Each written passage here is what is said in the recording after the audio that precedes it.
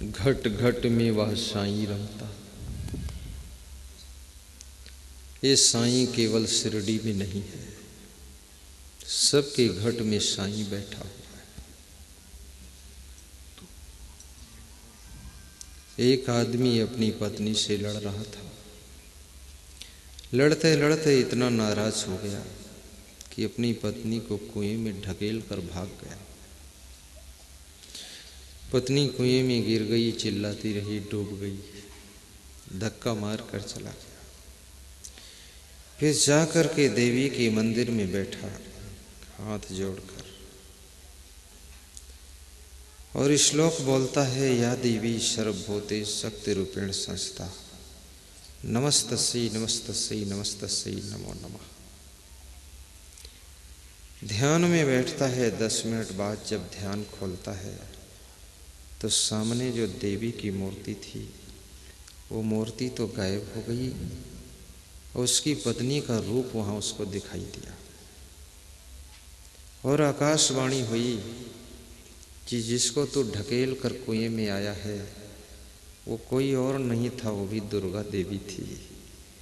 और जिसके दर्शन करने तो आया है ये वही दुर्गा देवी है जिसको तो कुएं में ढकेल कर आया है। यहाँ तो आंख मूंद कर बैठा है, ध्यान कर रहा है, वहां इतना क्रोध करके उसको कुएं में ढकेला है। आपकी पत्नी के अंदर भी दुर्गा की सामर्थ्य है। नारी नारायणी का रूप है, नर नारायण का रूप है। जब ये मनुष्य माया मोह से ऊपर उठता है तो ये नर से नारायण हो जाता है।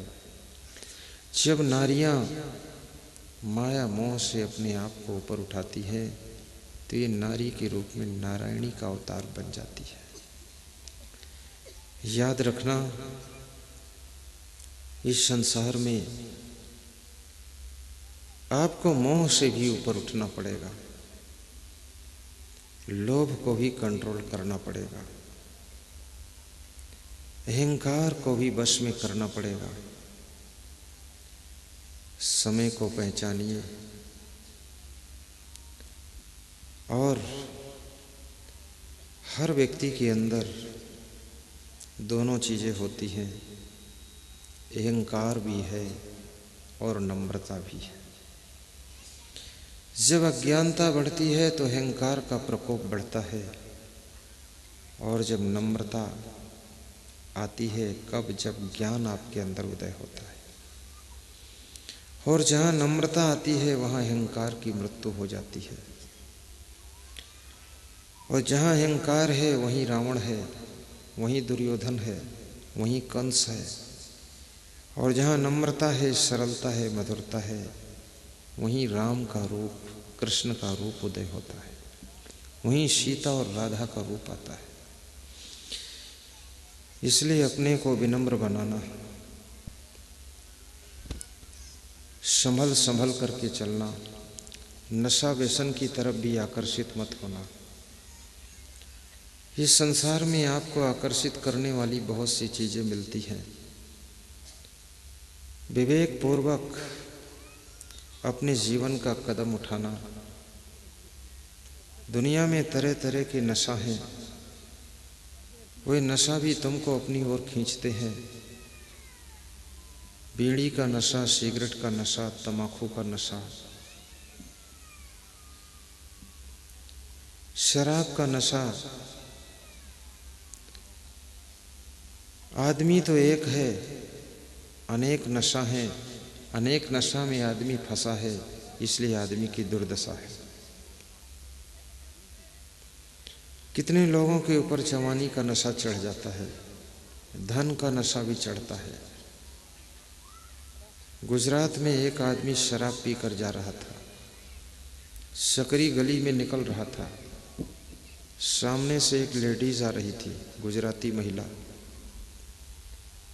उस शराबी से टकरा जाती है, पैदल में लड़ गई। गाड़ी से एक्सीडेंट होता तो समझ में भी आता है, पैदल में भी लोग टकरा जाते हैं। तो वो महिला गिर पड़ी और शराबी भी गिर पड़ा। महिला बहुत मोटी थी, 1.5 कुंटल वजन था उसका। गुजरात में बहुत मोटी मोटी महिलाएं हैं, 1.5 कुंटल, 2 कुंटल, 2.5 कुंटल। अगर 2.5 कुंटल मोटा होना तो गुजरात में रहो जाकर, क्योंकि वहाँ के लोग हार्ड वर्क कम करते हैं और बहुत पकवान बनाकर खाते हैं। बिना मेहनत के शरीर ठीक नहीं रहेगा। और सबसे अच्छा भोजन क्या है? रोटी, सब्जी, दाल और चावल। इसके अलावा पकवान तो साल में 2-5 बार ही खाना चाहिए, लेकिन कितने लोग तो होटल में रोज समोसा खाते हैं। ये सबसे सुंदर और शुद्ध भोजन है, रोटी, दाल, चावल, सब्जी। और चावल भी थोड़ा कम खाइए। सुपाच्य है, स्वास्थ्यवर्धक है। महिला गिर पड़ी तो उसने चप्पल निकाला और शराबी से कहा कि जितने चप्पल मारूंगी दिमाग ठीक हो जाएगा। चप्पल का नाम सुनते ही शराबी होश में आ गया और शराबी बोला कि चप्पल मत मारना, मेरा दिमाग ऐसे ही ठीक हो गया है। क्योंकि चप्पल से बहुत मुकाबला पड़ चुका है। मैं शुरू से ही चप्पल खा रहा हूं, जब से दारू पी रहा हूं। शराबियों को बिना पैसा खर्च किए चप्पल मिलते रहते हैं। कोई भी दे जाता है, 10-20 जोड़ी दे देता है। कोई भी गाली भी दे जाता है। शराबी मन में सोचता है और उस गुजराती महिला से कहता है कि मैं तो शराब के नशा में था, इसलिए तुझसे टकरा गया। लेकिन मैं तुझसे पूछना चाहता हूँ, हे माँ, तू किस नशा में सी जो मुझसे टकरा गई? तेरे पर तो कोई नशा नहीं था, तो तू थोड़ा साइड हट जाती। तो उस औरत ने बहुत अच्छा जवाब दिया। उसने कहा, तुझे पता नहीं है, मैं इस नगर की सबसे धनवान घर की महिला हूँ। मेरे ऊपर धन का नशा है। शराब का नशा तो शाम पियोगे सुबह उतर जाएगा, लेकिन धन का नशा जब तक धन रहेगा तब तक नशा रहेगा। इसलिए मैं नहीं हटी, क्योंकि मेरे ऊपर धन का नशा है। और टकरा गई। तो शराबी मुस्कुरा कर कहता है, मेरे ऊपर शराब का नशा चढ़ा था तो तूने कहा कि मैं चप्पल मारूंगा, तो चप्पल का नाम सुनते ही मेरा नशा तो शराब का उतर गया। लेकिन तेरे ऊपर धन का नशा चढ़ा है, तो तेरे ऊपर कितने चप्पल भगवान मारेगा तब तेरा नशा उतरेगा। तो उस महिला का भी नशा कम हो गया। उसने समझ लिया कि धनवान होना तो अच्छा है, लेकिन धन का अभिमान होना अच्छा नहीं। कार में चलना तो अच्छा है, परंतु अहंकार में चलना अच्छा नहीं। और याद रखना, कार तो आदमी पैसे से खरीद कर लाता है, पर कार का अहंकार तो फ्री में मिल जाता है। मकान तो तुम पैसे से बनाते हो, लेकिन मकान का अभिमान फ्री में आ जाता है। जवानी तो 20 साल का बचपन पार करने के बाद आती है, लेकिन जवानी का अहंकार अपने आप आ जाता है। जवानी का भी एक नशा है। अच्छा से अच्छा मकान बनाना। शरीर तुम्हारा जवान हो, अच्छा है, लेकिन जवानी में भी नम्रता हो। बुढ़ापा में तो सभी झुककर चलने लग जाते हैं, लेकिन जवानी में झुककर चलना सीख लो तो जीवन की सार्थकता है।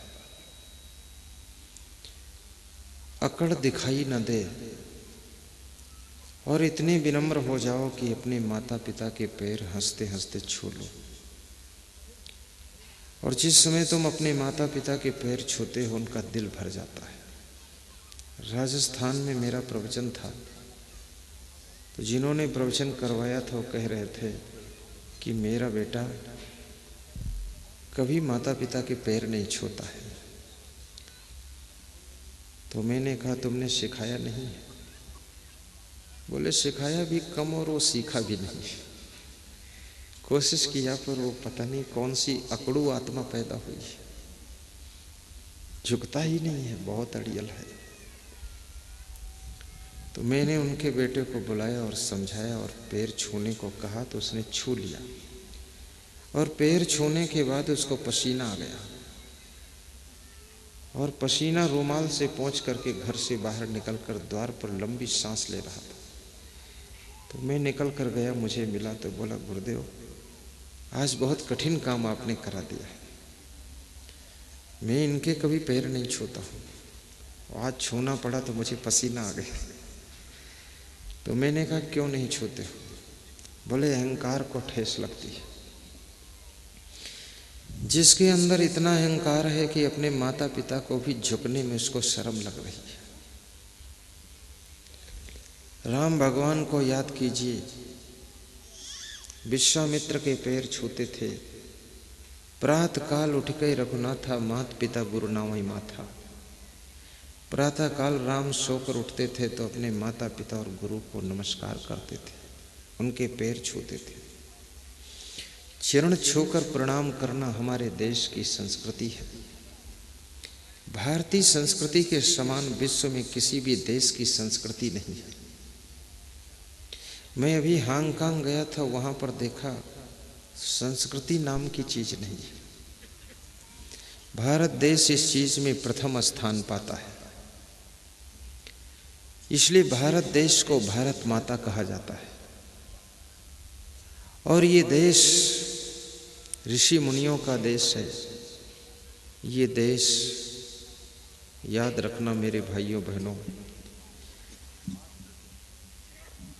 सत्संगी भक्तों का देश है, सेवा करने वालों का देश है।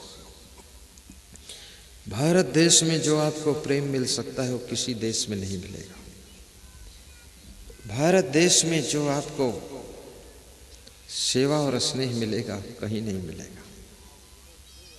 अमेरिका में चले जाओ, किसी के यहाँ आपको मेहमान होना है तो वहाँ यदि सवेरे तुमने 8 बजे का टाइम दिया है और 9 बजे पहुँचोगे तो घर मालिक बोलता है कल आना मेहमान बनना, आज तो आपका टाइम निकल गया है। लेकिन भारत देश में तो तुम कभी भी जाकर किसी के यहाँ मेहमान बन सकते हो और तुमको प्रेम मिल सकता है। भारत उसी का नाम है जहाँ पर बच्चे बच्चे का दिल, हर माँ बहन का दिल प्रेम से भरा है, उसी का नाम भारत है।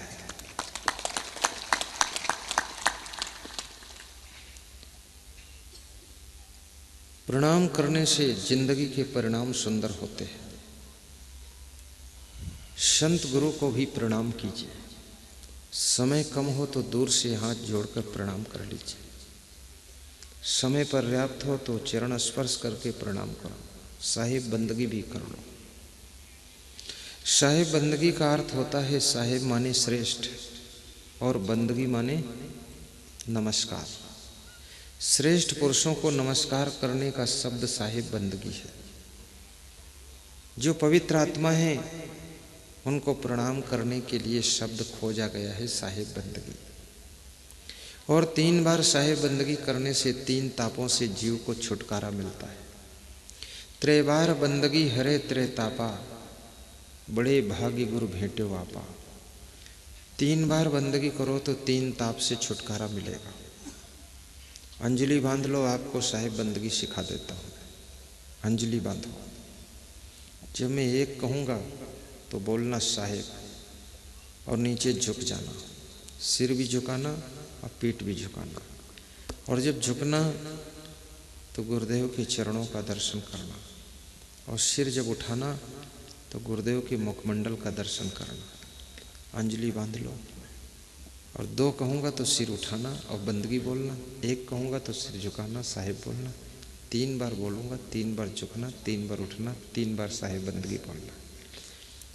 1 साहिब 2 बंदगी, 1 साहिब 2 बंदगी, 1 साहिब 2 बंदगी। फर्स्ट फर्स्ट फर्स्ट टॉप कर गए, टॉप। ऐसे साहिब बंदगी।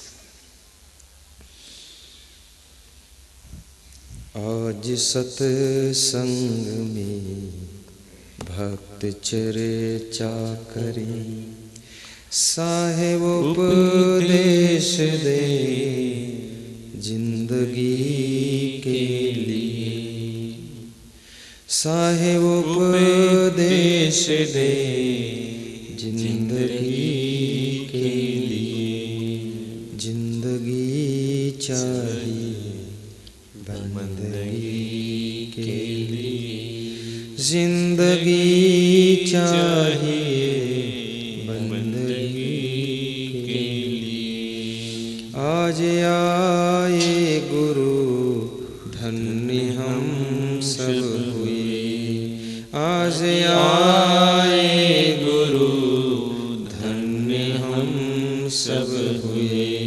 सर मेरा झुक गया बंदगी के लिए, सर मेरा झुक गया बंदगी के लिए। बंदगी चाहिए बंदगी चाहिए जिंदगी के लिए, जिंदगी चाहिए बंदगी के लिए, जिंदगी चाहिए। बंदगी का अर्थ है आप जय श्री राम करो वो भी बंदगी है, जय श्री कृष्ण बोलो वो भी बंदगी है। कितनी माताएं मुझसे बोलती हैं जय श्री कृष्णा, तो मैं बोल देता हूँ जय श्री कृष्ण। कोई बोलता है जय श्री राम, ये सब बंदगी ही है। नमस्कार कहो वो भी बंदगी है। और बंदगी क्यों चाहिए? बंदगी चाहिए जिंदगी के लिए। ये जिंदगी बनाना है। और कोई तीरथ कोई मुंडित केशा। कबीर साहब कहते हैं कितने लोग सोचते हैं कि मुंडन कराने से मोक्ष हो जाता है। बार बार की मोड़ते भेड़ भैकुंठ न जाए। यदि मुंडन कराने से मोक्ष हो जाए तो भेड़ बैकुंठ नहीं जाती, बार बार उसका मुंडन होता है। और मुंडन कराने से मोक्ष होगा तो ये महिलाओं का मोक्ष कैसे होगा? ये तो मुंडन कराती नहीं, ये तो सब बेचारी नरक में चली जाएगी। खोपड़ी मुड़ाने से मोक्ष नहीं होगा, इस खोपड़ी को शुद्ध करने से मोक्ष होगा। कितने लोगों की धारणा है जटा रखने से मुक्ति होगी। कबीर साहब कहते हैं जटा से भी मुक्ति का कोई रिश्ता नहीं। यदि जटा रखने से मुक्ति हो जाती तो महिलाएं सबसे पहले मुक्त हो जाती। इनके सबकी जटा लगा हुआ है। जटा से मुक्ति का रिश्ता नहीं। आपकी मुक्ति तो होगी मन की निर्मलता से, स्वभाव की सरलता से, साधना से, स्वाध्याय से। अंतःकरण शुद्ध हो जाएगा, जीते जी तुम मुक्त हो जाओगे। यतेन्द्रिय मनोबुद्धि मुनि मोक्ष परायण, विगत इच्छा भय क्रोध यह सदा मुक्त उत्साह। जिसने अपने मन इंद्रिय को जीत लिया है वो जीते जी मुक्त हो जाता है। जो भय और क्रोध को वश में कर लेता है वो भी मुक्त हो जाता है। यतेन्द्रिय मनोबुद्धि मुनि मोक्ष परायण, विगत इच्छा भय क्रोध या सदा मुक्त उत्साह। वो सदैव मुक्त ही है, कृष्ण अर्जुन को समझाते हैं। और कबीर साहब भी कहते हैं जियत न तरे मोये का तरियो जियत ही जो न तरे। जीते जी जो नहीं तर सके वो मरने के बाद क्या तरेंगे।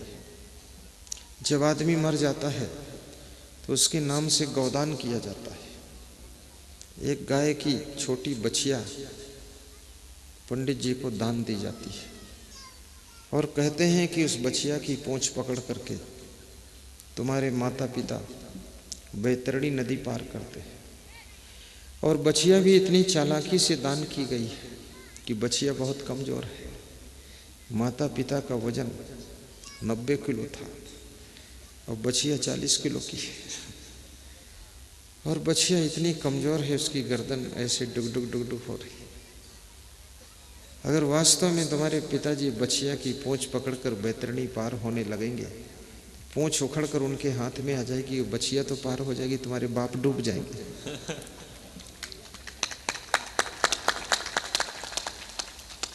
बड़ी चालाकी से बछिया दान दी गई है। कितने लोग दान देने में भी चतुराई करते हैं। एक आदमी मेरे पास कपड़ा लाया, 1 फीट का कपड़ा लाया। बोला आपने कहा था वस्त्रदान, तो ये वस्त्रदान है। तो मैंने कहा ये तो कोई काम नहीं आएगा। अरे बोले काम आए ना, ये वस्त्रदान हो गया और क्या। दान करने में अच्छी चीज का दान देना चाहिए। जो सबसे प्रिय चीज हो उसको दान दे दीजिए। दान का अर्थ होता है लोभ को त्याग करना है। दान का और कोई अर्थ नहीं। और दान जब तुम कर सकोगे जब तुम्हारा लोभ मर सकेगा। जब तक लोभ को मार न सकोगे तब तक दान कर न सकोगे। दान कोई धनवान होने से थोड़े करता है।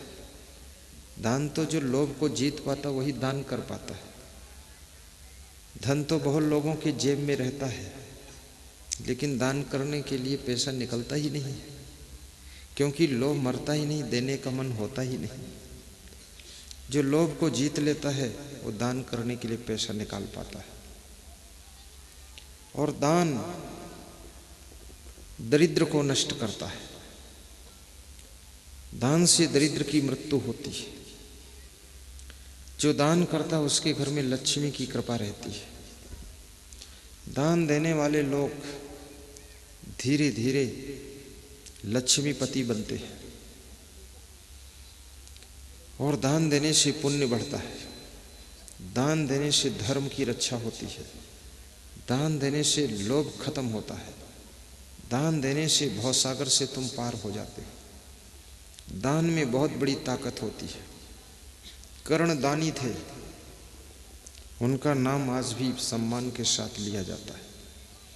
राजा बलि बहुत बड़ी दानी थे, जिन्होंने अपने दान के बल से भगवान को वश में कर लिया था। राजा बलि दैत्यों के राजा थे, वे देवताओं के राजा नहीं। दैत्यों के राजा, दानवों के राजा बलि, और बहुत बड़े दानी थे, जिन्होंने भगवान को वामन अवतार लेने के लिए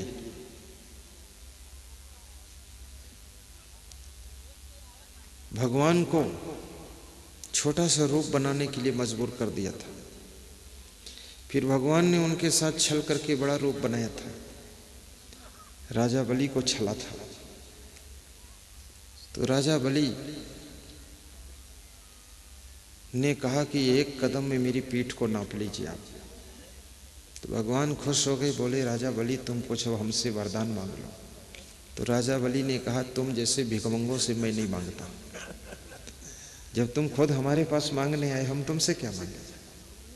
राजा बलि इतने दानी थे, बहुत बड़े दानी थे।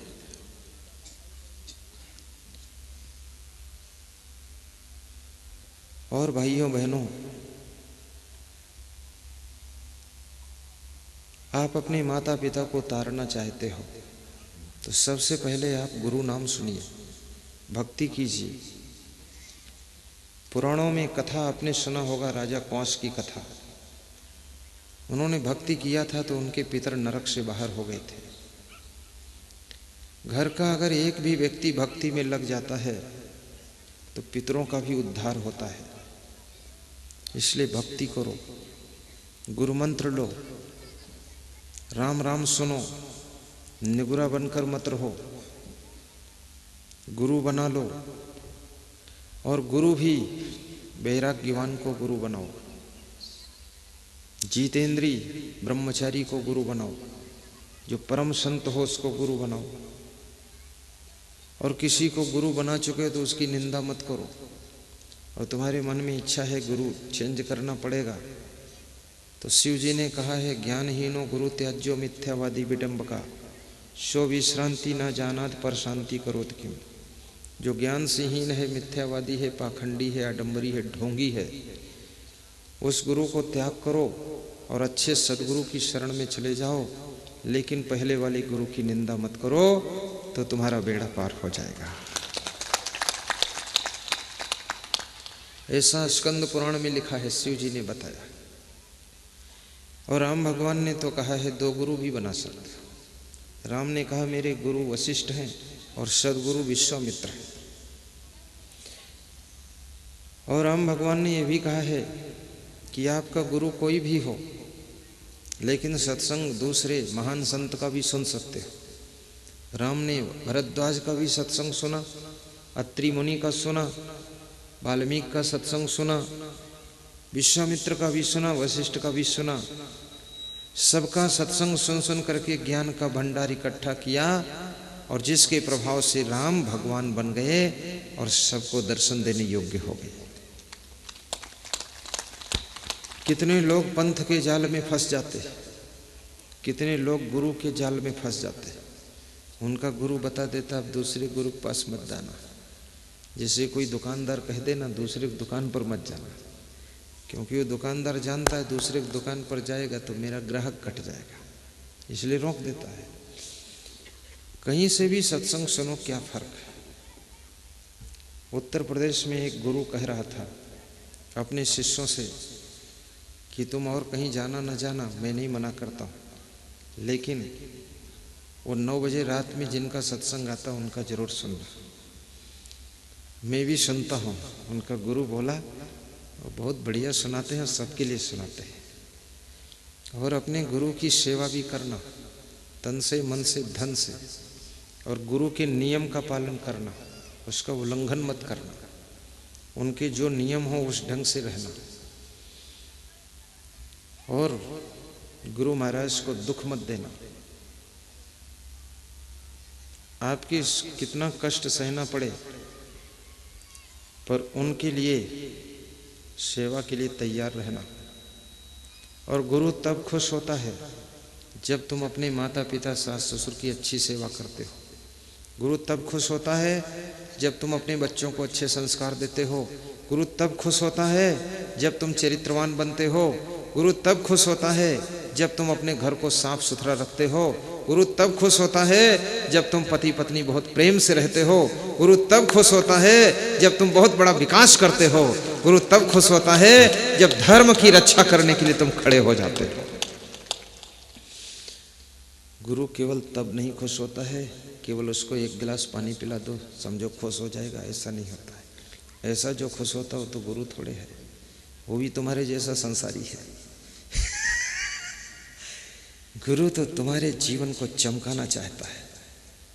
गुरु तुम्हारे चरित्र को उज्जवल बनाना चाहता है। गुरु तुम्हारे एक एक कण कण को सुधारना चाहता है। और गुरु तुम्हारे स्वभाव को बदलना चाहता है। प्रेम और प्रसन्नता से रहो। रोज स्वाध्याय भी कीजिए। छोटी छोटी पुस्तकें भी आपके पास में होनी चाहिए, धार्मिक पुस्तकें। आपका मन इस दुनिया की चिंता से मुक्त हो सके। कितने लोगों के पास में बिस्तर तो बहुत अच्छे हैं, लेकिन विश्राम नहीं कर पाते क्योंकि चिंता बहुत रहती है। सोते भी हैं और सोचते भी हैं। सोते सोते सोचते रहते हैं, सोते सोते प्लानिंग बनाते रहते हैं। उनका दिमाग सोता ही नहीं है, खाली शरीर पड़ा है बिस्तर पर, पूरा विश्राम नहीं मिलता है। मैं आपसे कहूँगा 7 घंटे तो शरीर को विश्राम दीजिए और 17 घंटे शरीर से दुनिया का काम लीजिए, लेकिन 7 घंटे गहरी नींद ले लीजिए। सपना भी मत देखिए, सोचना भी बंद कीजिए। बिल्कुल ऐसे पड़े रहो जैसे कोई मुर्दा पड़ा है। निश्चिंत दरवाज़ा बंद करो और घर ऐसे बनाओ कि इसमें चोर न घुस सके। ऐसा घर मत बनाओ जिधर से चाहो उधर से चोर आ रहे। अपने मकान को अच्छा बनाइए, ताले चाबी मजबूत रखिए और सब काम को कंप्लीट मेंटेन रखिए। आधा अधूरा मत छोड़िए। सेटिंग अच्छी रखिए। समय से पहले एडवांस सोचिए, सही डिसीजन लीजिए। धीरू भाई अंबानी ने बहुत अच्छी बात कही है कि बड़ा सोचो, अच्छा सोचो, समय पर सोचो, जल्दी सोचो। विचारों पर एकाधिकार नहीं है। देर कर दोगे दूसरा कोई सोच के फाइनल कर देगा, तुम पीछे रह जाओगे। इसलिए जल्दी भी सोचो और बड़ा भी सोचो। छोटा सोचोगे तो ज़्यादा विकास नहीं कर पाओगे, थोड़ा बड़ा सोचो। सोच आपकी बड़ी होनी चाहिए। आज जो आपके देश के प्रधानमंत्री हैं नरेंद्र मोदी साहब, उनकी बहुत बड़ी सोच थी, छोटी सोच नहीं थी। चाय बेचते थे ट्रेन में, बता रहे लोग, पता नहीं एक बार बेचा कि साल 2 साल बेचा है, लेकिन सोच उसकी थी बड़ी। एक बार में ही वो गुजरात के मुख्यमंत्री हुए और एक ही बार आए दिल्ली तरफ, तो एक ही बार में प्रधानमंत्री हुए। किस्मत का सितारा भी अच्छा है, बाकी बुद्धिमान तो है ही है। और बड़ा सोच था उनको कि बहुत ऊंचे जाना है, और ऊंचाई पर वही जाता है जिसके पास सहनशीलता होती है। जो छोटी छोटी बात में गर्म होता है, ऊंचाई पर कुछ नहीं जाएगा, वो तो बेकार हो गया, थर्ड क्वालिटी में चला गया। मोदी जी ने कितनों की गालियां सही, कितनों का विरोध सहा, लेकिन मुंह से एक शब्द नहीं निकाला। उनकी पार्टी वालों ने भी विरोध किया पर उनको कुछ नहीं कहा, पैर छू लिया। और जब प्रधानमंत्री बनकर बैठे तो ऐसा नियम लागू किया कि ज़्यादा जो बूढ़े हुए मिनिस्टर नहीं बनेंगे, सब सफाया हो गया, झंझट खत्म कर दिया। गम खाना भी जरूरी है। राजनेताओं से भी सीखो, जानवरों से भी सीखो, पागलों से सीखो, साधुओं से सीखो, अपनी पत्नी से सीखो, सास ससुर से सीखो, पड़ोसियों से सीखो, पेड़ पौधों से भी सीखो। सीखने वालों के लिए दुनिया खुला शास्त्र है और ना सीखने वालों के लिए शास्त्र भी बेकार है। किसी से भी सीख सकते हो। धैर्य सीखना है, धरती से सीखो। परोपकार सीखना है, पेड़ पौधों से सीखो। घास खा करके दूध देना सीखना है, गाय भैंस से सीखो। मीठा बोलना सीखना है, कोयल से सीखो।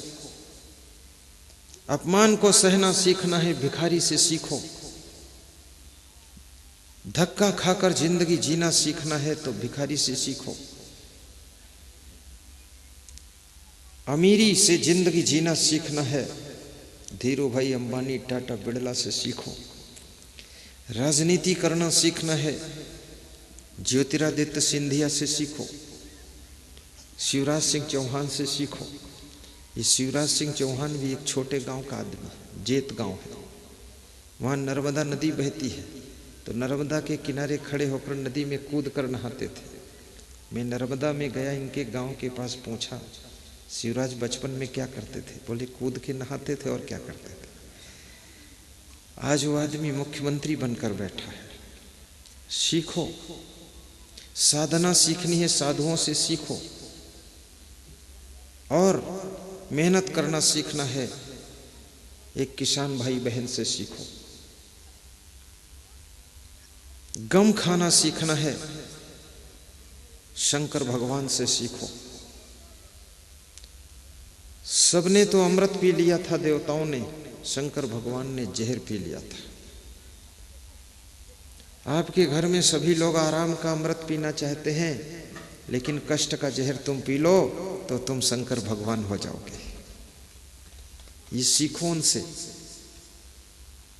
संघर्ष के बीच में बांसुरी बजाकर हंसना सीखना तो कृष्ण भगवान से सीखो।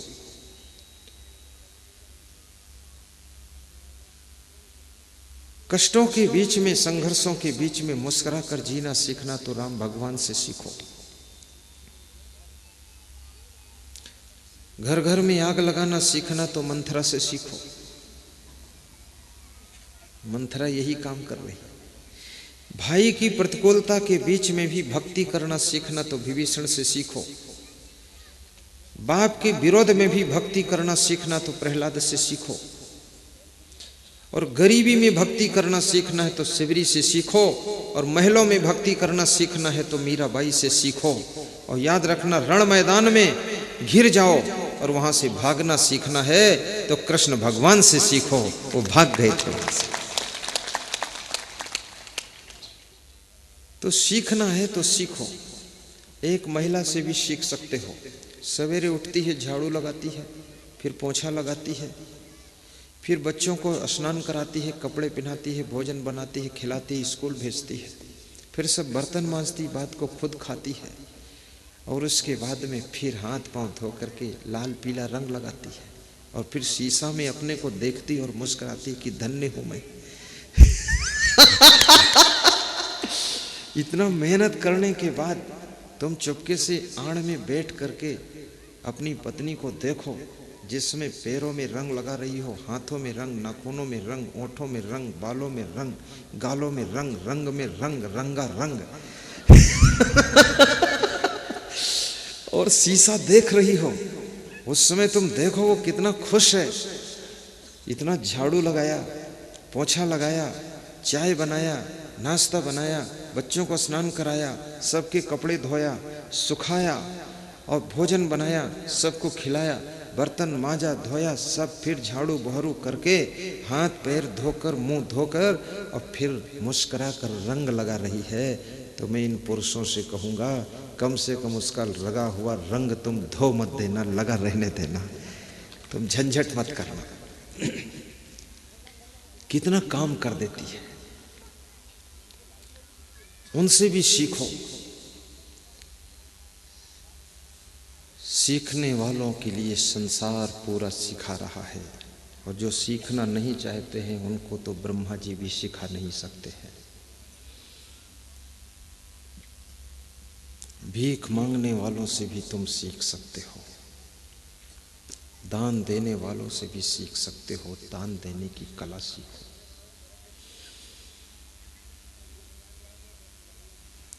देश की रक्षा के लिए देश के जवान बॉर्डर पर, सीमा पर खड़े हुए हैं, और वहाँ खड़े होकर के अपनी जान हथेली पर रखे हैं, कब पाकिस्तान तरफ से गोला आकर गिर जाए। अभी गाजीपुर की मिलिट्री अफसर की पत्नी कह रही थी कि गुरुदेव, रोज़ सवेरे पूजा करती हूँ, आपका ध्यान लगाती हूँ, और कहती हूँ गुरुदेव मेरे पति जम्मू कश्मीर से जिंदा वापस आ जाएं। तो 3 बार तो जिंदा आ गए। अब वहीं ड्यूटी लगी है। मैंने कहा तुम घबराओ मत, देश की सेवा में है, इनका कुछ भी नहीं होगा, सुरक्षित रहेंगे। और मरना तो एक बार है, फिर मौत से क्यों डरें, धमकी चाहे जो दीजिए पर धर्म से ना डरें, धर्म से ना डरें।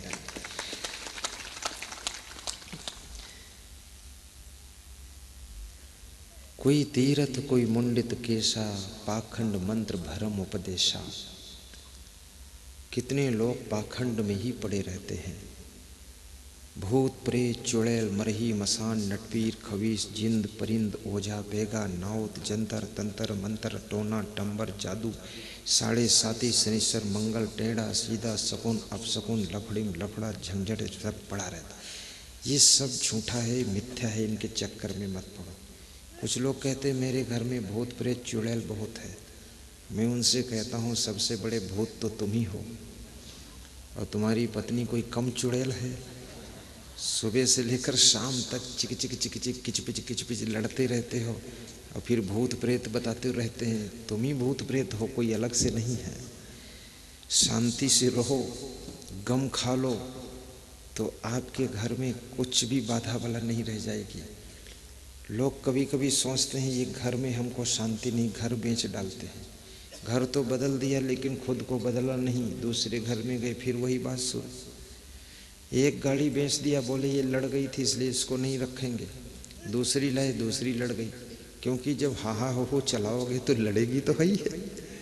थोड़ा शांति से चलाओ। कितने लोग तो इतना जोर से मोटरसाइकिल दौड़ाते हैं कि उनकी पत्नी बड़नगर में गिर गई, वो उज्जैन में पहुंच गए। वहां देखते हैं कि पत्नी कहाँ है, तो फिर लौट के आए तो बड़नगर में घायल पड़ी।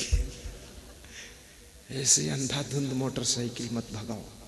5 मिनट लेट हो जाओगे, फर्क क्या पड़ेगा। शांति से चलो। अपने घर में धीरे भी बोलो, कम बोलो, प्रेम से बोलो, मधुर बोलो, और बात बात में नाराज मत हो, उलझो मत। दूसरों के ऊपर गुस्सा ज़्यादा करोगे, लेकिन एक दिन अगर वो गुस्सा हो गए तो तुम्हारा गुस्सा भी पूरा ठंडा हो जाएगा। इसलिए गुस्सा हो करके घर को बर्बाद मत करो। कितने घरों में तो सारे लोग गुस्सा करते हैं, गुस्सा करने वाले लोगों को शांति भी नहीं मिलती है और प्रसन्न भी नहीं रह पाते हैं। और ये छोटा छोटा तो मन को प्रतिकूलता पड़ती ही रहती है। सह लो, गम खा लो, ज़्यादा हो जाए तो अनुशासन रखो, और बाकी अपने मन को मार लो। ये सहने वालों के लिए संसार स्वर्ग है और झगड़ा करने वालों के लिए संसार नरक है। इस फार्मूले को याद रखना और गुरु की भक्ति खूब करना। आगे साहेब कहते हैं, बहुत अच्छी लाइन आगे आती है, उसका भी अर्थ बता देता हूँ। पाखंड मंत्र भरम उपदेशा, विद्या वेद पढ़ करे हंकारा, अंत काल मुख फांके छारा। वेद पढ़ा, विद्या पढ़ा, शास्त्र पढ़े, लेकिन अहंकार आ गया कि मैं बहुत बड़ा विद्वान हूँ। तो साहेब कहते हैं अहंकार के कारण वह लोग छार खाते हैं, यानी धूल ही फांकते हैं अंत समय में। विद्वता होनी चाहिए, लेकिन विद्वता का अहंकार ना हो। जब मनुष्य के अंदर अहंकार आता है तो उसकी कीमत अपने आप गिर जाती है। इसलिए विद्वान बनो, लेकिन सरल रहो। सबसे मिल लो, प्रेम कर लो, सबके साथ मुस्कुरा दो, हाथ भी जोड़ दो, अभिमान मत करो। मैंने सुना है कि धीरू भाई अंबानी बहुत विनम्र थे। जिसको मिलते थे हाथ जोड़कर मिलते थे, और अपनी फैक्ट्री में जाते थे तो अपने कर्मचारियों को नाम लेकर बुलाते थे, और किसी किसी कर्मचारी से पूछते थे कंधे पर हाथ रख करके कि काम करने में आनंद आ रहा कि नहीं। यदि आनंद नहीं आ रहा तो काम तुम पूरा कर नहीं पाओगे। काम करने में आनंद आना चाहिए। और धीरू भाई अंबानी उस व्यक्ति का नाम है जो बचपन में चना मुरमुरा बेचते थे। मंदिर के सामने बड़ी परात में चना मुरमुरा रख के, परमल रख कर बेचते थे। आज उस व्यक्ति के पास में लगभग 10,000 पेट्रोल पंप होंगे, और लगभग उसके पास में 40 किलोमीटर में रिफाइनरी है जामनगर में, गुजरात में, और 200 किलोमीटर समुद्र के किनारे वो कुछ और फैक्ट्री लगा रहे हैं उनके बेटे लोग। बहुत बड़ा मामला उनका है। भाइयों और बहनों, जो आदमी जितना विनम्र होता, सहनशील होता, वो आदमी एक दिन उतना ही बड़ा बनता है। और जिसके पास में सहनशीलता नहीं, जैसे परशुराम भगवान के पास में सहनशीलता नहीं थी, कम थी, तो परशुराम भगवान के मंदिर भी बहुत कम है, उनकी पूजा भी कम होती है, क्योंकि लोग समझते हैं क्रोधी भगवान है, मार देगा। लेकिन राम भगवान के मंदिर बहुत है। उस शर्मा जी ने भी राम भगवान के मंदिर की पूजा किया है, शंकर लाल शर्मा। वो मंदिर में पूजा करते हैं, मंदिर के पास ही घर है, मंदिर के पास में घर है, राम भगवान का मंदिर है। क्योंकि राम भगवान बहुत सहनशील है, इसलिए पूर्णावतार माने गए। मैं माताओं बहनों से भी कहूँगा कि अपने घर में सहनशीलता रखना। विद्या वेद पढ़ करे हंकारा, अंत काल मुख फांके छारा। दुखित सुखित होय कुटुंब जिवावे, मरण बार एक सर दुख पावे। दुख सुख उठा करके मनुष्य अपने कुटुंब का पालन करता है। याद रखना, आपका पति कितने दुख उठा करके पैसे कमा कर लाता है। पति को अपने घर में दुख मत देना। आपका पति यदि पुलिस में सर्विस करता है, जहाँ ड्यूटी लग जाती चौराहे पर दिन भर खड़ा रहता है, दिन भर धूप में खड़ा रहता, सड़क किनारे खड़ा रहता, भीड़ में खड़ा रहता है, दंगा हो रहा उसमें खड़ा है, कोई उसको ईंट मारता है, पत्थर मारता है, कितने पुलिस वाले मार खा गए।